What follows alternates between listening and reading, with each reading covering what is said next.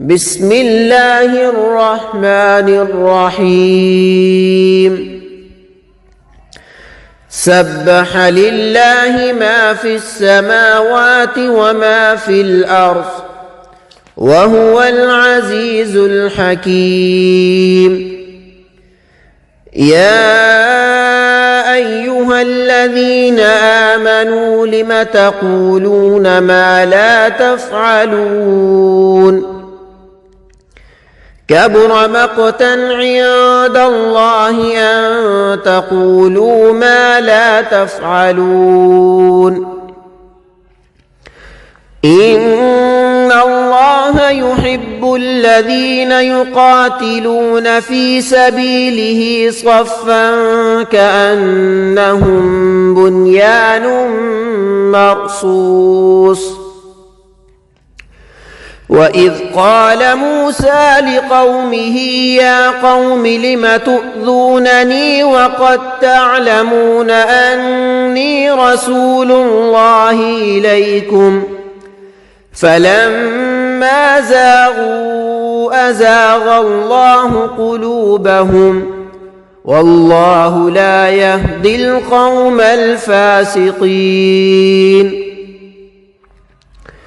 وإذ قال عيسى ابن مريم يا بني إسرائيل إني رسول الله إليكم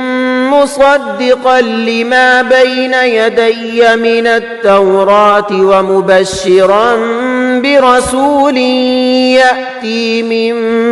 بعد اسمه أحمد فلما جاءهم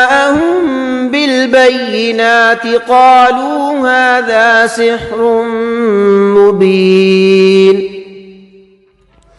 ومن أظلم ممن افترى على الله الكذب وهو يدعى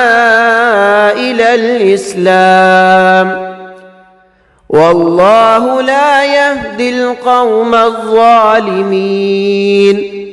يريدون ليطفئوا نور الله بأفواههم والله متم نوره ولو كره الكافرون هو الذي أرسل رسوله بالهدى ودين الحق ليظهره على الدين كله ولو كره المشركون يا أيها الذين آمنوا هل أدلكم على تجارة تنجيكم من عذاب أليم تؤمنون بالله ورسوله وتجاهدون في سبيل الله بأموالكم وأنفسكم ذلكم خير لكم إن كنتم تعلمون يغفر لكم ذنوبكم ويدخلكم جنات تجري من تحتها الأنهار ومساكن طيبة في جنات عدن ذلك الفوز العظيم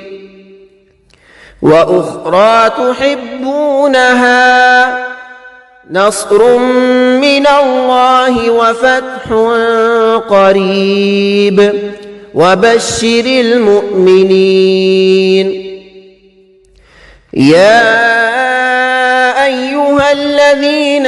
آمنوا كونوا أنصار الله كما قال عيسى ابن مريم للحواريين